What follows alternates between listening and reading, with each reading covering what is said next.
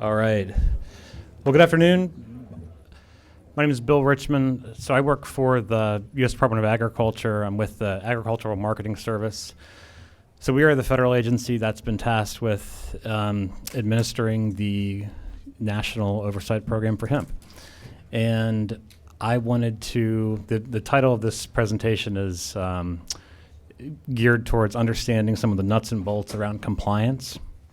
And so what I think we're going to do is spend a little bit of time going through the fundamentals of kind of how we got to this place, talk a little bit about the 14 Farm Bill, the 18 Farm Bill. We'll go through the basic requirements of the document we put out back in October. So this is the infamous interim final rule where we lay out all the different regulatory requirements around hemp for the U.S. Let's get through all that, and then we'll have a nice foundation to kind of go from there, and then we can start taking questions and see where the conversation takes us, okay? All right.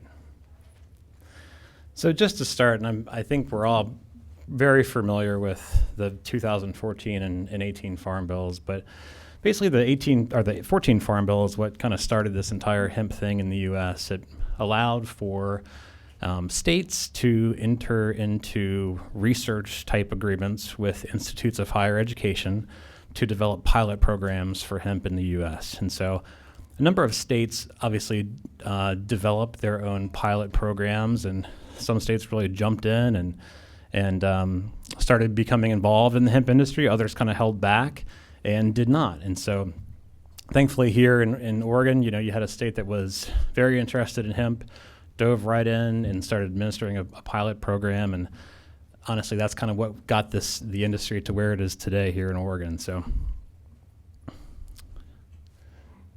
fast forward to the 2018 Farm Bill. This basically decoupled hemp from marijuana and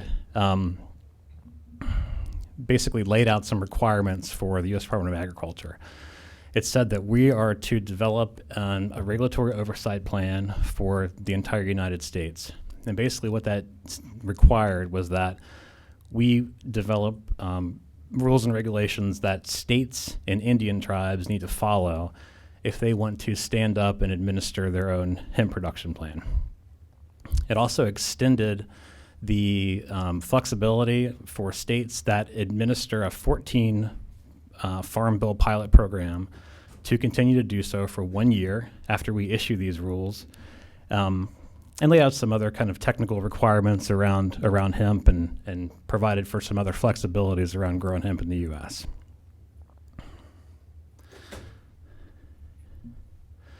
Okay, so the interim final rule. This was the document that we released back in October of 2019, which basically laid out the national requirements around what you have to do to grow hemp.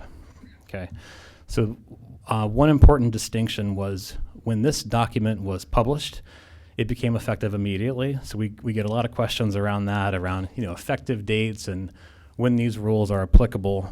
So that's an important distinction. When this document was published, it was put in place, which means that the content of that rule or of that rule is in place now. Okay. One of the other more important things to remember about this interim final rule is that you can think of it as a draft. This is the federal government's first attempt at laying out a proposed set of requirements around hemp. And so we asked for comments, we asked for public input that's the mechanism to tell us what we got wrong and what we need to change and what we need to fix.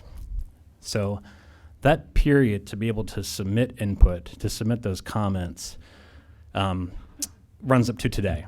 It runs up to tonight. So the comments have to be submitted by 11:59 Eastern Time. Raise your hand if you've submitted a comment. Raise your hand if you're going to submit a comment now after hearing me speak. Good. That's what we want, and that's how federal rulemaking works, not just for hemp, but for every commodity that we're involved with. We rely on you to tell us what we need to do and how we can fix what our proposed concept, fix what we put out in that interim final rule, because we want to get it right. Okay.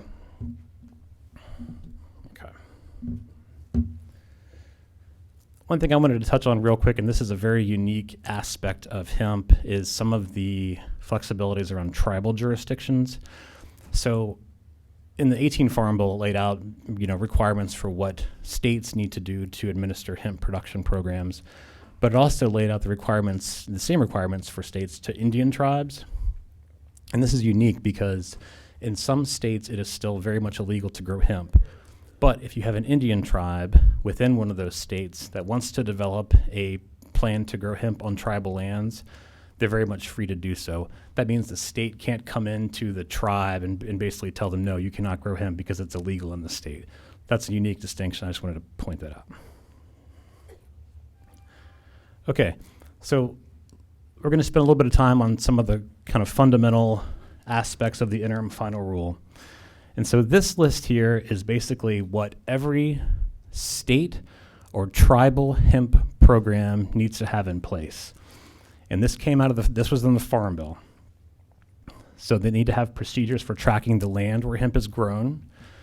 If you've taken a look at the interim final rule, the way that we've proposed doing this is by requiring growers to go into county farm service agency offices to basically report the land where hemp is being grown. You go into these offices, they're in every county in the United States. You sit down, you visit with the staff there. They have an aerial view of the land where hemp is being grown. They print out a map. It's a very straightforward process. That's the mechanism we have in place for tracking where land is grown for the time being. There needed to be very specific procedures around sampling and testing. And so we'll spend a little bit more time in the next couple slides on sampling and testing. There needed to be procedures in place for what happens when hemp comes in hot, so disposal procedures. There needed to be requirements around all kinds of compliance aspects with this. Basically, in the rule, we talk about negligence and culpable mental state greater than negligence. This is basically what happens if you have repeated instances of hot crops, of not providing certain information as required under the rule, or in the case of a culpable mental state greater than negligence, this is basically if you are purposely trying to grow marijuana instead of hemp. And so there's different kind of levels of compliance requirements for each of these aspects that the state plans need to include. And then there needs to be procedures in there to share information. So basically reporting to USDA who your licensed growers are, if their license is in good standing, what their mailing address is, just basic other kinds of information that we're required to collect. And then at the end, we need there needs to be a document that basically certifies that a state or tribe has resources in place to administer their program, that they have budget, staff to be able to go out, conduct inspections, conduct sampling, those kinds of things. Some of the key requirements around sampling in the interim final rule are basically around making sure that when samples are taken from a hemp crop, that those samples represent the homogeneous kind of representation of the THC in that crop. And so that's kind of what we had in mind when we were trying to develop the first stab at what these sampling requirements should look like. So the second bullet there has to do with the amount of time between when a test is taken and when harvest is completed. Right now, it has to be done within 15 days. I will tell you that basically every comment we've received has pointed out the difficulties and challenges around that. We hear you. We hear you loud and clear. So we've gotten a lot of input on that. I can certainly field any questions if you want to. Let's hold off till we're done. Is that all right? Okay. Thank you. So we have requirements in there around who can take samples. And so we have a training module out on our website now, which basically is a training piece that if you're going to go out and conduct samples under a state or tribal regulatory program, you have to go in and take this training. Long story short, we're trying to provide as much flexibility as we can to states and tribes. We just don't want growers out taking their own samples. And so that's what we're trying to avoid here. And we've tried to wrap some very basic regulatory requirements around doing that. So in terms of where samples are taken from in the plant, we say that samples must be taken from the flower and from the top third of the plant. We do not have any specific requirements on the volume or weight of the sample. There's a lot of confusion out there around, a lot of folks think that we're requiring entire plants to be taken. That's certainly not the case. All we ask is that the volume taken is just the volume that the lab needs to be able to conduct the sample. This is another area where we've gotten a ton of input, a lot of comments on how we should not be just requiring samples to be taken from the flower, that we should be taking potentially samples from the entire plant, from different parts of the plant, all kinds of different concepts and ideas around that, and how taking samples from the flower is burdensome for a lot of folks. And then, we have a lot of space in the rule that talks about designation of lots, and this is basically how, when you determine a piece of land that you want the samples to be accounted for in the test, we have a lot of kind of wording and a lot of requirements around that. We've gotten a lot of input on that. People have a lot of ideas and have basically said that's also another very potentially burdensome aspect of this. We've gotten a lot of proposals from state departments of agriculture around concepts like risk-based sampling. That's something that's done in a lot of states now that conduct pilot programs. They don't go out and take samples from every single field. That's something that's been presented to us as an alternative to requiring samples from every single lot. Okay, so to jump into some of the testing requirements. So the first bullet there is another issue that we've gotten a lot of input on. I think an important piece of kind of perspective for this group is that in developing the hemp regulations for the U.S., USDA was required to very much coordinate with the Department of Justice, the Drug Enforcement Administration, federal law enforcement. That's something that's very new for us as an agency. We are not a law enforcement agency. We're not a food safety agency. We're a marketing agency. And so obviously a lot of these requirements were geared towards compliance with law enforcement. That being said, the DEA has requirements in place around those facilities that can test Schedule I drugs. When hemp comes in hot, it's no longer hemp, as we all know. And so the DEA requires those facilities to be registered with the DEA to be able to handle those types of materials. Lots of concern out there from labs. There's a lot of trouble in obtaining DEA registration. From the lab perspective, from the grower perspective, there's a lot of questions on who these facilities are. Are there going to be enough labs to test hemp? Are they going to be able to do it quickly? And we hear you. We hear you. We're coordinating with the DEA, and we're trying to get answers from them as best we can. We don't have all the answers yet, but just know that we are trying. We have provisions in the rule that allow for retests. Basically, if you receive a test back that you do not agree with, you can request a retest. We do not have any prohibitions on utilizing a different lab. A state or a tribe may, but we don't have any federal restrictions around that. If you want to utilize another lab, you're very much free to do so. Total THC. So another area with a lot of concern out there. I will tell you that the requirements in the Farm Bill, so this is the statute, the law that Congress passed, that's where the 0.3 THC requirements came from. We've gotten a ton of comments on that. All I can tell you is that we will certainly rely on those comments to assess, kind of the future of total THC, but I'll tell you that's something that we're going to have a lot of difficulty as an agency changing. And I can try to address any specific questions around that. And then again on negligence, basically we have a lot of wording in the rule around what happens when you have a hot hemp crop. Basically, if it's over 0.3, it has to be destroyed.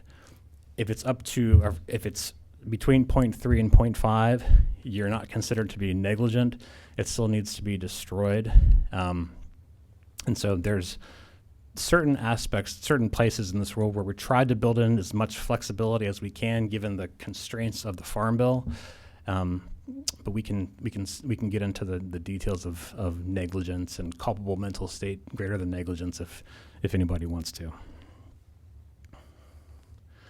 Okay, so next steps for us. So a big part of our work over the last few months has been working with states and tribes to help develop their hemp regulatory programs. We have many draft kind of state and tribal plans with our group right now that we're working through and trying to get approved. We've approved 13 plans at this point, so 6 states and 7 Indian tribes have fully approved hemp production plans. We're also accepting applications from individuals. So under the requirements of the Farm Bill, basically if a state doesn't want to administer their own hemp program, they can send their growers to us and we will issue them a federal USDA hemp production license. We've started receiving those and working through the applications. It's a straightforward process. I'm not sure if it applies to anybody in this room, but basically it's a one-page application. They give us a background check. You have to be able to prove that you do not have a felony conviction related to a controlled substance in the last 10 years. Provide those documents to us and you get approved. So working through that, and then some administrative aspects of trying to administer this program with development of an IT system. One of the biggest hurdles for us as an agency is as we're required to collect all this information on who's growing hemp and where the hemp is being grown in the U.S., the point of that is because we're required to provide it to law enforcement. And so figuring out the kind of the IT system around collecting that information and making sure that that the appropriate information is pushed out to law enforcement is going to be a challenge for us here in the next few months, but it's something we're working on in the background. And then, of course, processing comments. So beginning tomorrow, that's, it's going to be a huge hurdle to work through the comments, work through the input that we've gotten in development of a final rule. So I'd certainly encourage everyone, if you have not done so, to do so. When we get out of this meeting tonight, if you know folks that have not done so, please encourage them to give us their input. We want to hear it. That's how we get these things changed. It has to be more than telling us that you don't like something.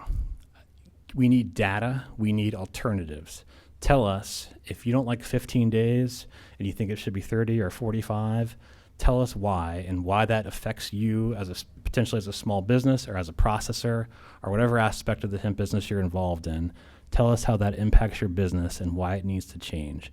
That's how we're able to address these things. We need the data to do so. It can't just be, no, we don't like this, no, we don't like that. So we appreciate the time it takes to develop these comments, and just know that it's incredibly important for you to let us know about those kinds of things and give us that kind of information.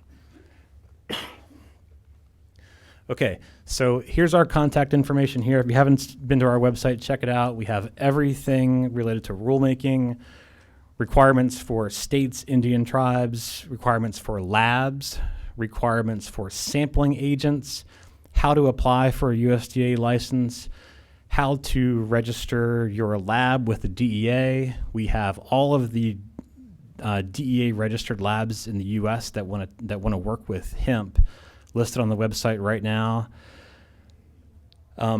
We also have this email address, farmbill.hemp@usda.gov, is manned by our crew every day. If you have any questions at all on anything, we can get you an answer.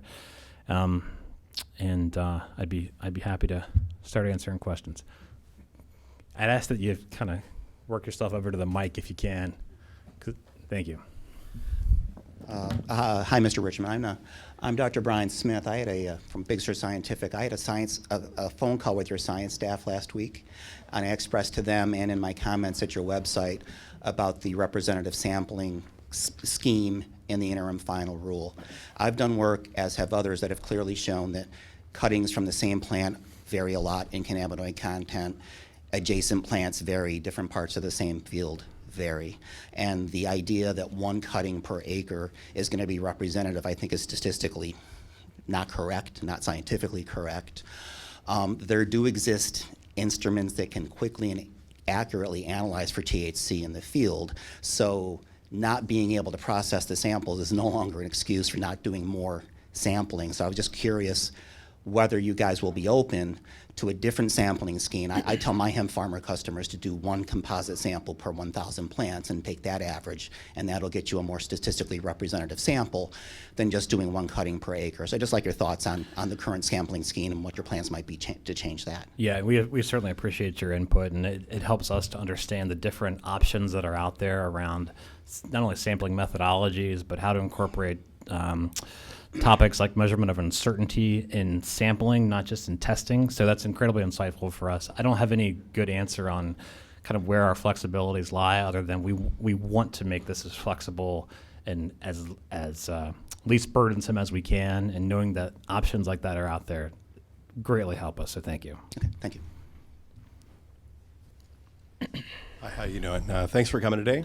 My name's Anthony. I'm a small farmer in Southern Oregon, and my comments are about total THC. Mm-hmm. So one of the biggest problems that hemp farmers have, especially smaller farmers like myself, I do about 3 acres, is getting your seed, and getting your seed from a reputable company. A lot of these companies, if you're buying less than 10,000 seeds, you don't even register on their radar because there's so much international interest coming to Oregon and Colorado for these seeds. So there's just a handful of reputable seed companies out there. And there are a whole lot of other people out there that have taken advantage of farmers to be able to fill that void.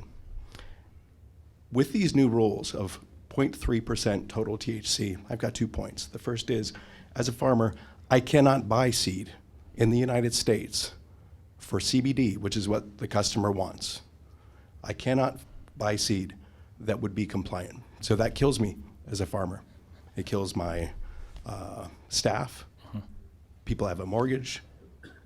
It hurts a lot of people other than just the farmers, all the ancillary people around them. So I'd like to hear your thought on that is, where do I buy seed that will be compliant with these new rules? Because if I don't know, I'm hoping that you can tell me. And I guess the other point is that where is this coming from specifically? The 0.3% total THC. Who in the government or who in your offices is planting a flag in this rule, and why? Because there is no data that says that 0.3% THC is going to get someone any more stoned or intoxicated versus, say, a 0.8 or a 1%. The data is not out there. Yeah, and I'll tell you, it came from the Farm Bill. So that was part of the hard requirement in the 2018 Farm Bill that Congress passed and then gave to us as a regulatory agency and the executive branch to implement. We didn't come up with 0.3. I wish I had a better answer for you, but that's where it came from. In regards to seed certification, we certainly contemplated providing for some kind of national seed certification scheme in the first iteration of this rule, but we just didn't have access to good data. So some states in our pilot programs had certified seed programs in place, but we just didn't have enough to impose some kind of national scheme on it. Just to interject, this isn't about seed certification. This is about, it takes years to develop new strains that would be reliable for a farmer. Mm-hmm. You cannot buy CBD seed that would be compliant with 0.3 total, certified or not. It isn't available. You could plant and harvest well before that plant is ready. Mm-hmm. But for a farmer that's getting paid per point of CBD, and their livelihood is depending on that, you cannot buy seed that I can plant, and now I have to decide within a few months here what I'm going to plant. And it would take years of breeding in order to come up with a CBD variety that would be compliant. Absolutely, and I certainly agree with you, and I wish I had a better answer for you. Given the newness of this crop and the newness of having these hard THC concentration requirements, it's going to take time for breeders to come up with compliant varieties, and we're certainly sympathetic to that. What do farmers do this year? I don't have an answer for you.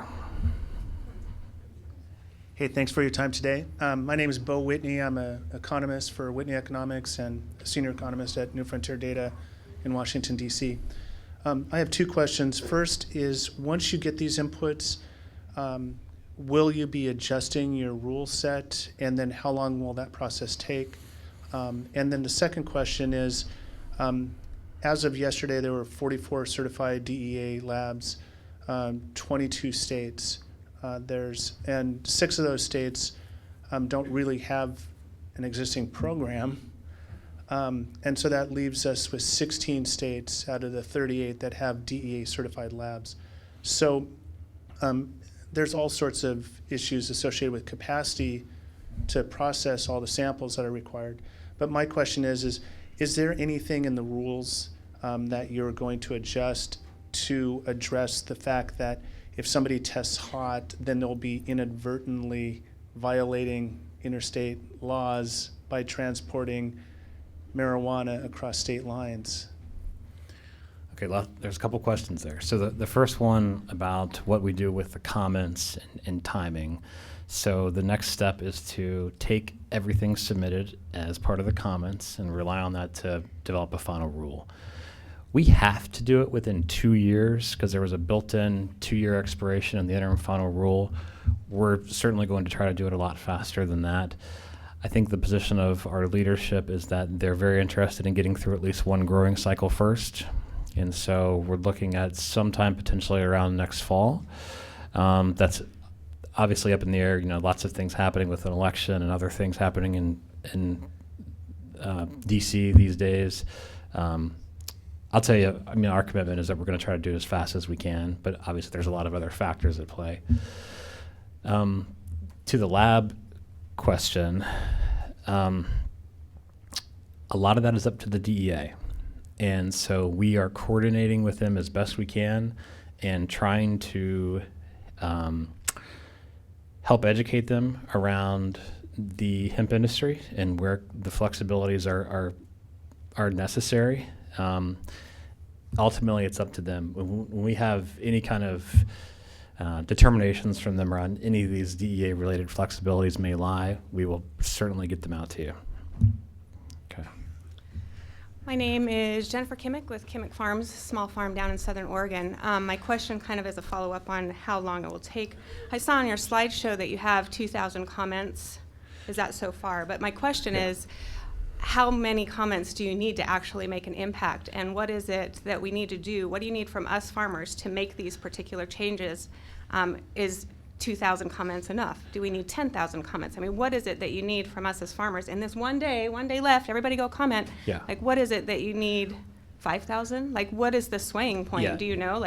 It's not a value. Okay. We could only receive 10 comments, but if they're all meaningful and they tell us exactly what we need to do, then we have the information that we need.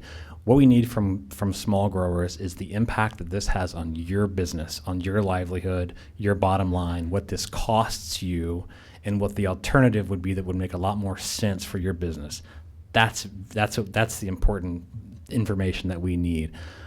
Just as a side, as part of this, we've received a lot of comments from the state departments of agriculture, the national kind of bodies of state departments of agriculture, NASDA. So this is the collective of all the states out there. We've gotten comments from them, from the American Farm Bureau. So that's the organization that represents the entire farming sector in the United States, and they're pointing out the same things we're talking about: total THC, 15 days, DEA. There's a lot of alignment around the concerns, and so that's a great thing. That's rare. Hi, Joshua Arnold, OregonHempAuthority.com. We are licensed seed breeders for Oregon State University. Total THC laws, what does this mean? THC Delta 9 combined with THCA? Yes. That's my one question. Yes. Also to all the farmers out there, We feel you. We've all gone through this with seeds. We're in the 5th generation.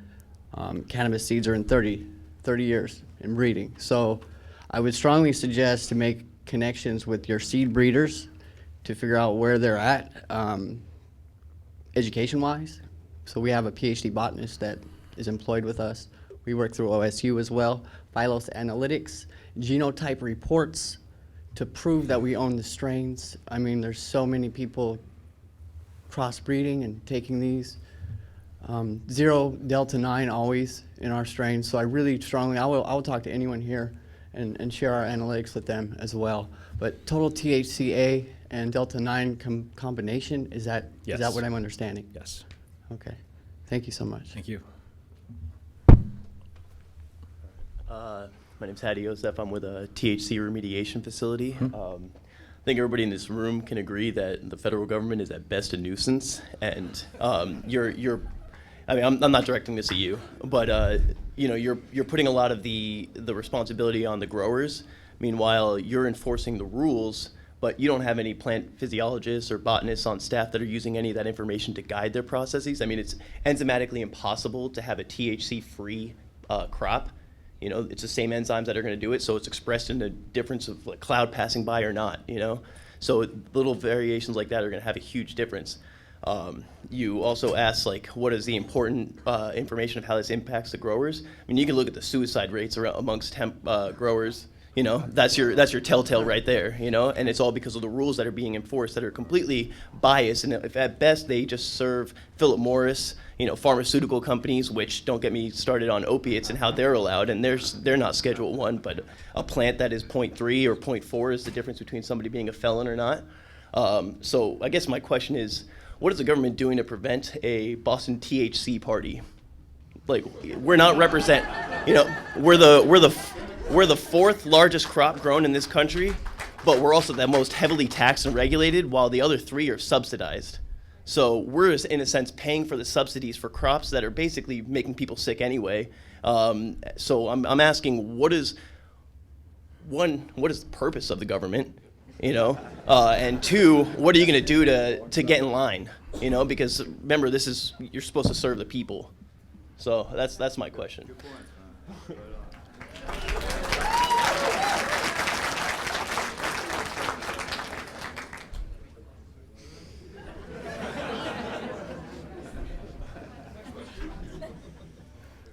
If we weren't trying to fix it, we wouldn't be here. So just so you know, I mean, we're trying to help you. Thank you for being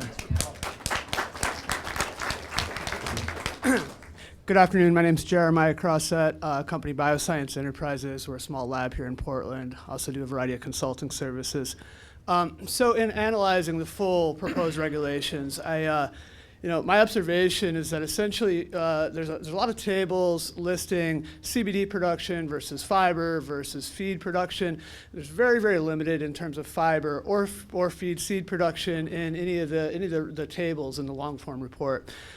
Everybody I know in the hemp industry has been talking about, how the implication of the combination of the top of the plant, the 2-week testing period, and total THC at 0.3 is basically impossible. And I agree that it's impossible, aside from CRISPR-Cas9, which really puts it in the hands of larger Monsanto-type companies or that can use that kind of genetics, or it pushes the entire industry towards fiber and food.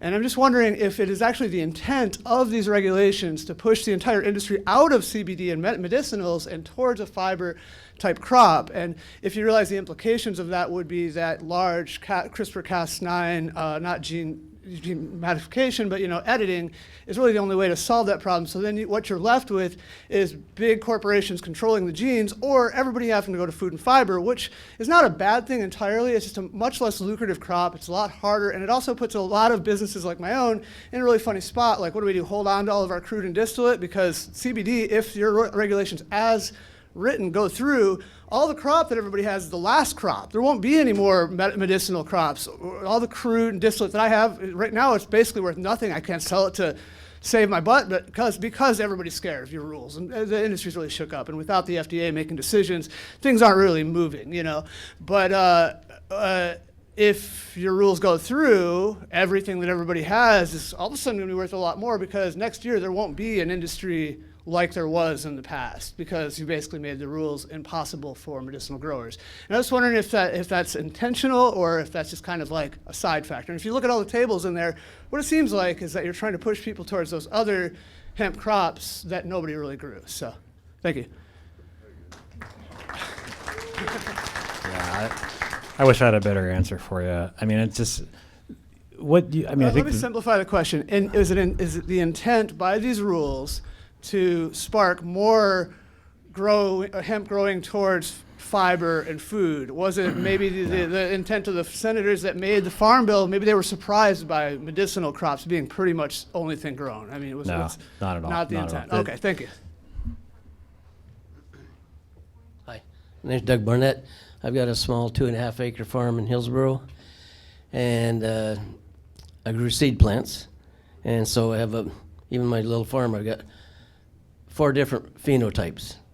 So I've done 4 tests, anywhere from 0.308 to 0.34. Now, is that sellable or not? It seems we're all a lot of confusion about. In Oregon. Yeah. And so the key distinction in Oregon is that they're going to continue under the Oregon pilot program until October 31st of this year. So the answer is that it depends. So under the federal requirements, anything under 0.3 would fail, as long as that, with the you have to look at the specific wording in the rule around terms like acceptable hemp THC level. This is how we incorporate measurement of uncertainty or margin of error when we receive sample test results back from labs. If after doing that math, the THC concentration is still above 0.3, then it's a failing sample. And so that would have to be destroyed, unfortunately. Okay. Yeah, that's right. That's right. And so there's flexibilities in the state of Oregon until October 31st, 2020, because after that date, all states have to be compliant with these rules. Until then, states don't, essentially. So it's different depending on the state that you're in, and I would need someone from the state of Oregon to clarify that exactly for you. I see. But that's something to keep in mind. Okay, so it's possible that my crop is not necessarily Potentially. have to burn it. Potentially. And Okay. Someone. So how do I find out exactly? Yeah, you'd have to get in touch yeah. with Sonny or some other folks at the state. They can certainly give you a much better answer to that than I can. Okay, thank you. Thanks. Hi, my name is Corinne Chambers Houks. I have a small certified organic farm in Southern Oregon. I am hearing from you that you, being with the USDA, you're more the enforcers of the laws, correct? Not necessarily. Well, because with the 0.3, you're saying that was handed down to you from the Congress, correct? Yeah. So would that mean that instead of arguing with you about the 0.3, we would need to be contacting our Congress representatives? Yes. Okay, I just wanted to clarify that.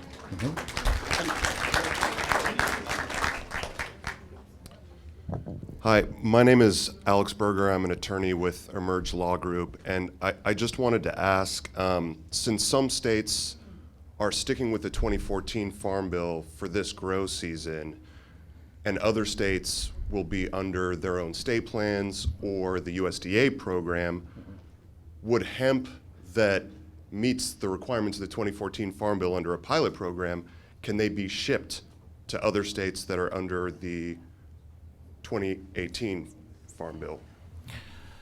The flexibility lies in a state to administer a program under the 2014 Farm Bill. Obviously, that allows flexibilities for Delta 9 only testing. And so with that example right there, if you had hemp grown in a 2014 pilot program state tested only for Delta 9 that moved into a 2018 Farm Bill state that tested for total THC, there's potential that it would not be compliant. And so we recommend to states when we're having this discussion on whether or not to continue the pilot program or to come under the 18 Farm Bill requirements to express that risk to their growers, that once that product moves outside of that 2014 pilot program state, that material may be tested differently, and that is a risk. Right, but it wouldn't be tested again necessarily, right? Because only pre-harvest testing is required. So it would pass the pre-harvest testing under the 2014 Farm Bill program in Oregon, and then under the rules, as I understand them, it doesn't have to be tested again. The reality is that when there's a seizure of product by a law enforcement agency or some other regulatory body out there, the product's going to be tested again. And that's if that test result differs from the pre-harvest test conducted in that pilot state, then there's potential for that product could not being shipped to its final destination or not being returned to the shipper. Okay. Thank you. Sure. If I can just interject real quick, the ODA has a booth on the floor. It's booth 218, and that booth would be where you can actually go and ask specific questions to the Oregon Department of Agriculture. Thank you. Yes. Did everybody catch that? There's a booth down there with ODA staff for any specific Oregon questions they can help. Now, I have a caveat because someone said that they've been there and that they said they didn't have enough staff to man it right now. But okay, I will look into that because we're talking about being there. So. And I'm sorry. One last thing. If you come to the Oregon Hemp Farmers booth, we can answer your questions. Yeah. There you go. And what? Or you can stay for my talk and I'll answer them. Yeah. So Courtney's going to go after me, and she's an expert with any Oregon-centric issues and can certainly help with those types of questions. Hi, I'm Cody with Treasure Valley CBD. We're a small farm over in Ontario. Kind of follow up on that same question about, Congress is the one that set the total THC, handed it down to you. Are you advocating for us to raise it? I mean, I know a lot of your questions, a lot of your comments would be, raise the total THC to probably 1%, like a lot of the other European countries. Also, the science is bunk behind calculating THCA and its conversion. We know that if you smoke it, it's going to be like 40% decarboxylation, maybe, if you're lucky. You have to go into a lab to really extract this. And if we're making, smart laws about, extractors remediating the THC, it shouldn't even matter if we go up to 4% THC.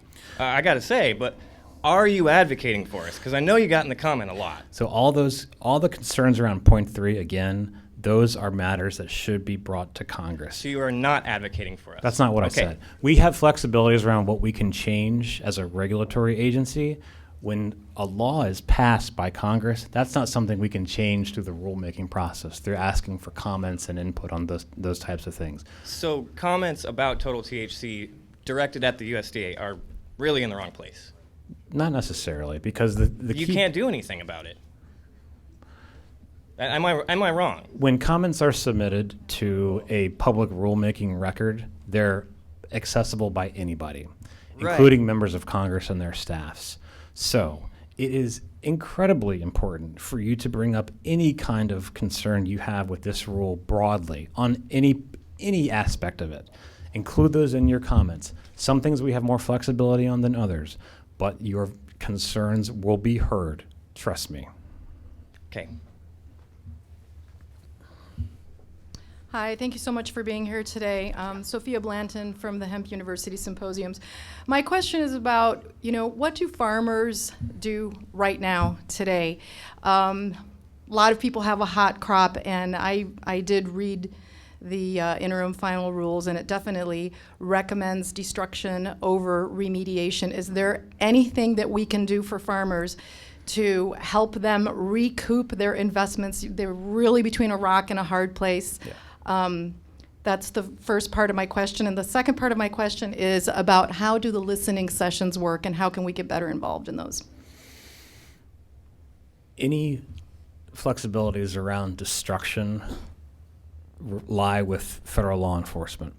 And so I will tell you that we have been partnering with them from the beginning of this, helping them understand the realities of what that means for a grower to have to actually go out and destroy something in the field, both financially, emotionally, all aspects of that. And so we're working with them to try to get answers to those types of questions on where those flexibilities lie, and we're not there yet.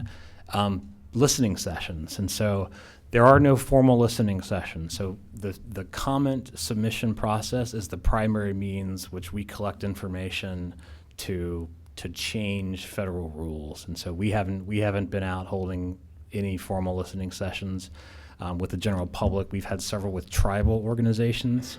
The only reason I ask is because it's in the IFR. It's over and over. It states that there will be listening sessions. So we thought that maybe this was going to be a good way to get people together, in work groups, talking about these issues and trying to come up with better solutions. So I'm only quoting what I read. No, we held several listening sessions in development of the interim final rule. Once we publish that document, we can't go out then and hold formal sessions. The mechanism to collect information is through the formal comment submission process.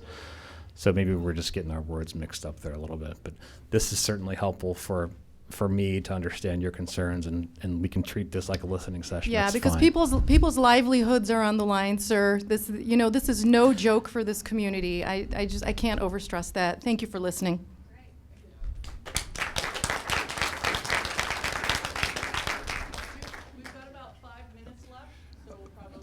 I'll ask a quick question. Brian Weibel with an ANDA Pureware processor on the Central Oregon coast.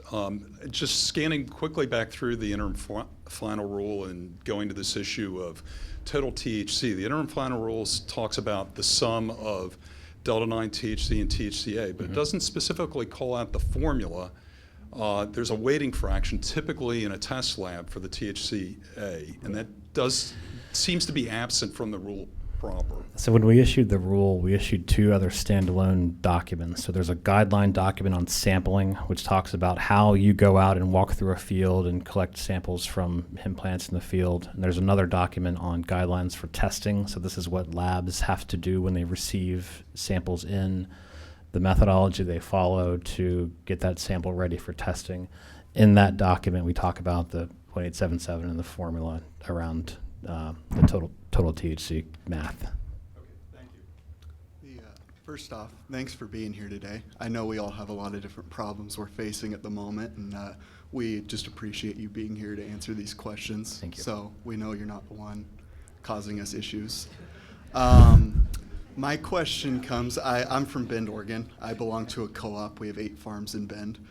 And I recently graduated from Oregon State, so I thought it would be a good opportunity to reach out to Oregon State and be able to hire interns in to help and then create employee diversity in terms of having like a soil scientist or botany, agriculture majors, et cetera. But because Oregon State receives federal research money, we are not allowed, Oregon State will not endorse the credits that we would be providing to these students for intern programs, where if I went and got a job anywhere else as an intern, I could receive maybe 4 to 6 credits if I completed the hours required. So I think that's a huge barrier right now just federally with the university structure, because it's important. Oregon State is one of the largest agricultural research schools in the nation, and I think we should be using them as a catalyst to drive new seed genetics and really innovation within the hemp industry. And just having that barrier where we can't receive any employees, students, interns because of these barriers, I think is a major problem right now. I agree with you 100%. We have begun to initially fund land-grant research institutions for work around hemp. So Oregon State, Colorado State and Fort Collins, Cornell University, they've all won grants here in the last year or two to work solely on hemp. We're just getting started, and we intend to certainly continue to help fund those efforts as best we can. All right, yeah, thanks again for being here. We got a tough crowd. Sorry. My name is Kelly. I'm out of Eugene, Oregon, and I've been in wholesale distribution. So I have a question. I'm a hemp handler, and so I help farmers and processor, obviously move product, and we ship a lot. Where do we get a list of the 38 states that are participating in the hemp pilot programs and their rules? Yeah, it's on our website. Okay. So go on our. I can't show you on here, but just if you go on our website, on the left, there's a tab for information for producers.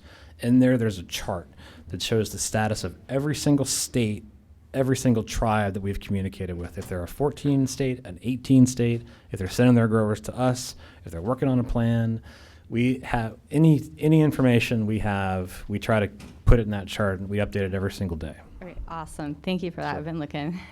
Also, when's the variance for the testing? Because as everyone in this room knows, we can send a sample to 20 labs and get 20 different results. It's just the standards aren't there. So, where's the variance in the testing? When's that going to roll out? Yeah, and so in the interim final rule, we proposed the concept of a lab accreditation program. So we have a lot of work that we do as an agency with all kinds of testing facilities. We have our own labs. We're involved with all kinds of dairy products, peanuts. We do a ton of work in the Pacific Northwest with every other commodity here. Just so you're aware, we're in the business. We presented the concept of an accreditation program that would hopefully align those testing processes around the facilities testing hemp across the country. We certainly recognize the problem. We hope that as part of the comment process, we have some good data to wrap our heads around how to fix the problem. So we're very, very aware. Yeah, thank you. Thanks. Okay. Anything else? Oh, geez. Okay. All right. We appreciate the invitation. Submit a comment if you have not done so. And have a great night. Thanks.